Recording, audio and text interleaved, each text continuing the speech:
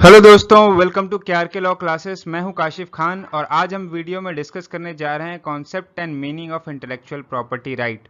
जैसे कि कुछ महीने के बाद यूजीसी नेट का पेपर होने वाला है, तो पेपर 2 के जो लॉ के सब्जेक्ट्स हैं उनको हम इस वीडियो में डील करेंगे। और ये हमने लेक्चर सीरीज स्टार्ट की है स्पेशली यूजीसी नेट के एग्ज़ाम के लिए। उम्मीद करता हूँ कि ये वीडियो जो है काफ़ी हेल्पफुल होगी आपके आने वाले एग्ज़ाम के लिए। तो चलिए वीडियो को शुरू करते हैं। जब हम बात करते हैं इंटेलेक्चुअल प्रॉपर्टी राइट्स की, तो पहले हमको जानना होगा कि प्रॉपर्टी क्या होती है। हल्सबरीज लॉज ऑफ इंग्लैंड जो है प्रॉपर्टी की डिफिनेशन इस तरह से देता है कि property is that which belong to a person exclusively of others and can be subject to bargain and sale. Property जो है एक तरह से एक पर्सन को बिलोंग करती है, जो कि उस पर जिसका पूरा पूरा अधिकार होता है और उसको वो बाकियों से एक्सक्लूड करता है, और यहाँ तक कि वो एक सब्जेक्ट है बार्गेन का और सेल का। नॉर्मल भाषा में इसको अगर हम समझें तो ये एक तरह से एक प्रॉपर्टी एक राइट देती है पर्टिकुलर पर्सन को कि वो उसका यूज़ कर सके, उसको एलिनेट कर सके या उसको डिस्ट्रॉय कर सके, और उससे जो है एक तरह से अपने व्यवसाय का जो है उसको एक माध्यम बना सके, उससे अपनी कमाई कर सके। ये सारी चीज़ों का एक राइट प्रॉपर्टी प्रोवाइड करता है। ये दो तरह की होती है, टेंजेबल और इनटेंजेबल। टेंजेबल जो प्रॉपर्टी होती है उनको दो पार्ट में बांटा गया है।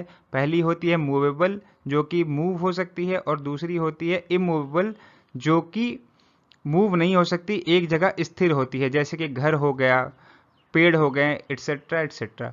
हम बात करें इनटेंजिबल प्रॉपर्टी की, तो इनटेंजिबल प्रॉपर्टी में ही जो है आईपीआर आता है, जो कि आईपीआर को अगर हम बात करें इंटेलेक्चुअल प्रॉपर्टी राइट, इसको तीन पार्ट में हम बांट के तो इसकी डेफिनेशन हम आराम से समझ सकते हैं। जैसे कि इंटेलेक्चुअल मतलब कि कोई ऐसी चीज़ जिसको हम अपनी बुद्धि अपने माइंड का इस्तेमाल करके बनाते हैं। दूसरा है प्रॉपर्टी, जिसकी डेफिनेशन हमने अभी पढ़ी। और तीसरा है राइट, मतलब कोई ऐसी प्रॉपर्टी जिसको हम अपने माइंड को अपने इंटेलेक्चुअल को यूज़ करके बनाया हो, उस पर हमारा अधिकार। तो नॉर्मल भाषा में समझे तो intellectual property is a product of mind. ये एक माइंड की का प्रोडक्ट है, माइंड की क्रिएशन है, जिसपे जो है लॉ हमें एक प्रोटेक्शन प्रोवाइड करता है, एक राइट प्रोवाइड करता है। अब हम बात करें कैरेक्टरिस्टिक्स ऑफ आईपीआर लॉज की, तो पहली जो बात है ये एक इंटेलिजिबल राइट है ओवर द टेंजिबल प्रॉपर्टी। मतलब कि बहुत सारी चीज़ें जिसको हम देख सकते हैं, जिसको हम छू सकते हैं, उस पर राइट देता है ये, लेकिन उनके पीछे जो उसको बनाने का प्रोसेस है उस पे राइट देता है, ना कि जो है उस प्रॉपर्टी के ऊपर। मतलब कि जैसे हमने कोई मशीन बनाई तो मशीन पे हमारा राइट नहीं है, मशीन के बनाने के जो प्रोसेस है उसके ऊपर हमारा राइट देता है।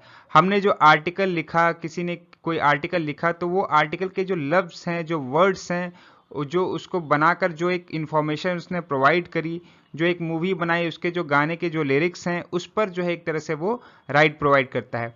दूसरा ये है कि क्रिएशन ऑफ इंस्टीट्यूट, पहले जो है कि कॉमन लॉ जो है इस लॉ को प्रोटेक्ट करता था, इंटेलेक्चुअल प्रॉपर्टी को जो हमारी होती थी उनको प्रोटेक्ट करता था, और बहुत सारे कम जो है चीज़ें इसमें इंक्लूड थी, जैसे कि कॉपीराइट हो गया, हमारा पेटेंट हो गया, ट्रेडमार्क हो गया। लेकिन जैसे जैसे प्रोग्रेस होती गई वैसे वैसे ये बहुत सारी चीज़ों को इंक्लूड करता गया, जैसे कि अभी जोग्राफिकल इंडिकेशन हो गए, डिज़ाइन हो गया, इंटीग्रेटेड सर्किट हो गया, बायोलॉजिकल डाइवर्सिटी हो गया, ये बाकी सारी चीज़ें। उसके बाद हम बात करते हैं तीसरी जो कैरेक्टरिस्टिक्स है उसकी, ये है कि बंडल ऑफ लीगल राइट्स है।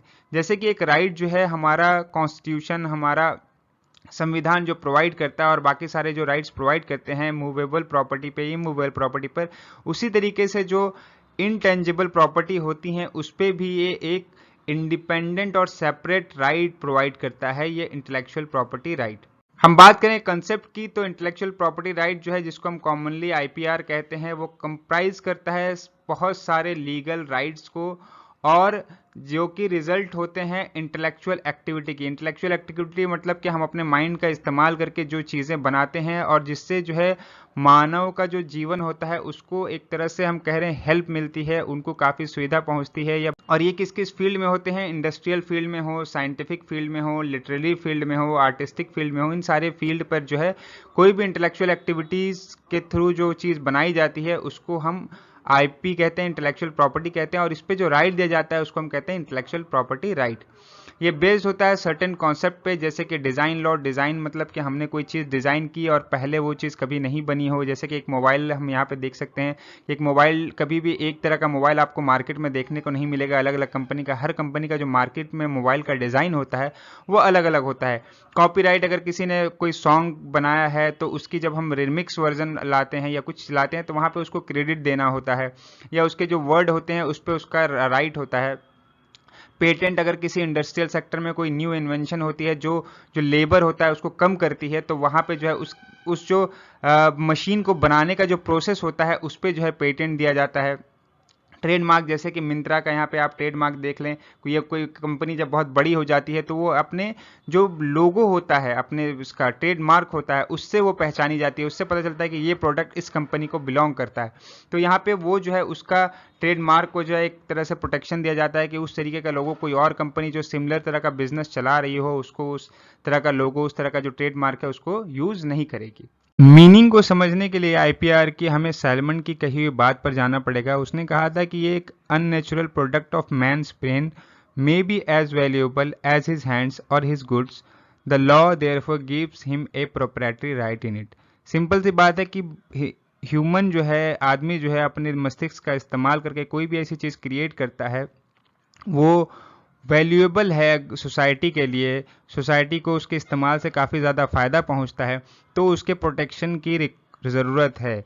और उसके प्रोटेक्शन से जो है उसको एक तरह का हम कह लें कि इंकरेजमेंट मिलता है, ताकि वो और भी ऐसा काम करे जो कि सोसाइटी को इकोनॉमिकली और सोशल जो है डेवलपमेंट में हेल्प करे। जो वाइपो है, वर्ल्ड इंटेलेक्चुअल प्रॉपर्टी ऑर्गेनाइजेशन, जिसका आर्टिकल 2 सब क्लाउज 8 जो है वो डिफाइन करता है आईपीआर को, जो ये कहता है कि आईपीआर जो है includes the right relating to literary, artistic and scientific works, performance of performing artist, phonograms and broadcast, inventions in all fields of human endeavor, scientific discoveries, industrial designs, trademarks, service marks, and commercial names and designations, protections against unfair competition, and all the other rights resulting from intellectual activity in the industrial, scientific, literature and scientific field। ये जो एक definition है जिसमें बहुत सारी specific चीज़ों को इन्होंने इंक्लूड किया है, ये जो है बताता है कि आईपीआर क्या क्या चीज़ें हो सकती हैं। ये एक बहुत ही वाइड डिफिनेशन दिया गया था इंटेलेक्चुअल प्रॉपर्टी राइट का वाइपो के द्वारा, जिसको और ज़्यादा आगे जाकर जो है बड़ा किया गया ट्रिप्स एग्रीमेंट में। अब हम बात करें ट्रिप्स एग्रीमेंट की, जिसका फुल फॉर्म है trade related aspects of intellectual property rights, जो कि हुआ था उरुग्वे राउंड में, जो कि 8th राउंड था गेट का और कंक्लूड हुआ था 1994 में। इस राउंड में गेट को ख़त्म कर दिया गया था और इसकी जगह पर जो है trade related aspects on intellectual property rights का जो एग्रीमेंट है उसको अडॉप्ट किया था, जो कि इन फोर्स में आया 1 जनवरी 1995 को। इसका जो मेन ऑब्जेक्टिव था वो ये था कि to set down minimum standard for many forms of IPR regulations as applied to nations of WTO member. Simple सी बात है कि जितने भी मेंबर कंट्रीज होंगे उनके पास जो भी लॉज होंगे इंटेलेक्चुअल प्रॉपर्टी को प्रोटेक्ट करने के लिए, उन सारे लॉ को का जो स्टैंडर्ड होगा उसको जो है सेट डाउन करने के लिए इसको लाया गया था। और बहुत सारी नई नई जो आईपी इंटेलेक्चुअल प्रॉपर्टीज़ आई थी उनको जो है रेगुलेट करने के लिए, उनको इंक्लूड करने के लिए जो है इसको लाया गया था। ये इंट्रोड्यूस करता है intellectual property laws in the international trading system. जो इंटरनेशनल ट्रेडिंग सिस्टम होता है, एक्सपोर्ट इंपोर्ट होता है बहुत सारे प्रोडक्ट का, बहुत सारी चीज़ों का, तो उनके जो आईपी लॉज होंगे उनको प्रोटेक्ट करने की बात करता है। ये एक तरह का कंप्रिहेंसिव इंटरनेशनल एग्रीमेंट है ऑन इंटेलेक्चुअल प्रॉपर्टी, जो कि बहुत सारी चीज़ों को, बहुत सारी नई नई इंटेलेक्चुअल प्रॉपर्टीज़ को जो है प्रोटेक्ट करता है, उनके प्रोटेक्शन की बात करता है।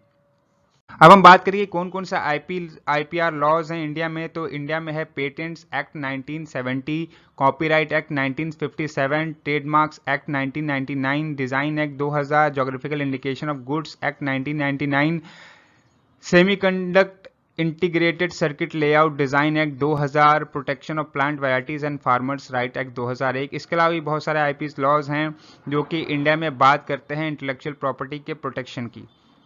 तो दोस्तों ये था आज का हमारा टॉपिक जिसमें हमने इंटेलेक्चुअल प्रॉपर्टी राइट्स के फर्स्ट टॉपिक को डिस्कस किया, जिसमें हमने बात की कॉन्सेप्ट और मीनिंग की। नेक्स्ट वीडियो में हम थ्योरीज और बाकी सारी चीज़ों को डिस्कस करेंगे और होपफुली ये सारी वीडियो जो हैं काफ़ी ज़्यादा हेल्पफुल होंगी और आने वाले एग्ज़ाम में आपको काफ़ी मदद करेंगी। तो मिलते हैं नेक्स्ट वीडियो में, तब तक के लिए गुड बाय, कीप रीडिंग।